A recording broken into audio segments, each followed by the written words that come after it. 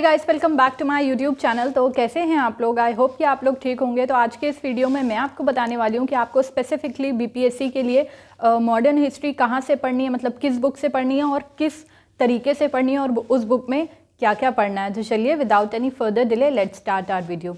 तो देखिए फ्रेंड्स, हर एग्ज़ाम की अपनी एक अलग स्पेशलिटी होती है, चाहे वो बीपीएससी हो, यूपीएससी हो, यूपीपीसीएस हो, एसएससी हो, कोई भी एग्ज़ाम हो, उसकी अपनी अलग स्पेशलिटी होती है। तो you just have to find out कि बीपीएससी की स्पेशलिटी क्या है। आपको वो भी फाइंड आउट करने की ज़रूरत नहीं। I am here to tell you कि बीपीएससी में हिस्ट्री का बहुत ज़्यादा स्कोप होता है। हिस्ट्री से बहुत मतलब अच्छे लेवल के क्वेश्चन पूछे जाते हैं और बहुत डीपली क्वेश्चंस पूछे जाते हैं। तो आप हिस्ट्री को छोड़ के BPSC you can not clear BPSC without studying history. तो हिस्ट्री पढ़ना बहुत ही ज़्यादा इंपॉर्टेंट है। तो इस वीडियो में बात करेंगे इंडियन मॉडर्न हिस्ट्री पढ़ने की। देखिए फ्रेंड्स, इंडियन मॉडर्न हिस्ट्री पढ़ने के लिए जो सबसे अच्छी बुक है अकॉर्डिंग टू मी वो है स्पेक्ट्रम, जो कि बहुत लोगों ने देखी होगी। इतनी सी होती है ये, छोटी सी। तो जिन लोगों के पास नहीं है वो ये परचेज कर सकते हैं।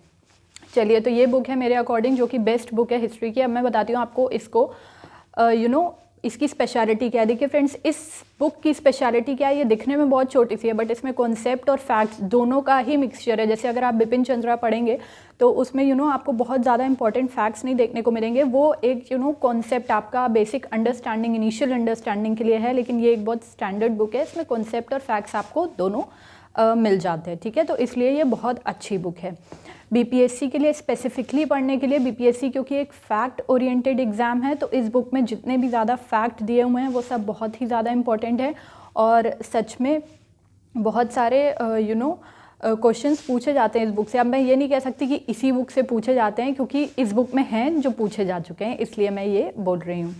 तो ठीक है, बात आती है कि आपको, अब कुछ लोग बोलेंगे कि क्या इस बुक को पूरा पढ़ना है। तो नहीं, आपको इस बुक को पूरा नहीं पढ़ना है। बीपीएससी में कुछ स्पेसिफिक चैप्टर्स हैं जिनसे क्वेश्चंस पूछे जाते हैं, जैसे tribal revolts, working class revolt, social and religious reform movement, advent of European companies and important committees related to education. ये सब चैप्टर आपको पढ़ने में, इस बात की कोई गारंटी नहीं दे रही हूँ। ये मैंने जो पिछले, ऑब्वियसली हम नहीं जानते कि क्या आएगा, बट जितने प्रीवियस ईयर के पेपर हैं उनको देख के मैं ये बता रही हूँ। तो ये सब चैप्टर बहुत ही इंपॉर्टेंट है और आपको ये पढ़ना बहुत ही ज़्यादा इंपॉर्टेंट है।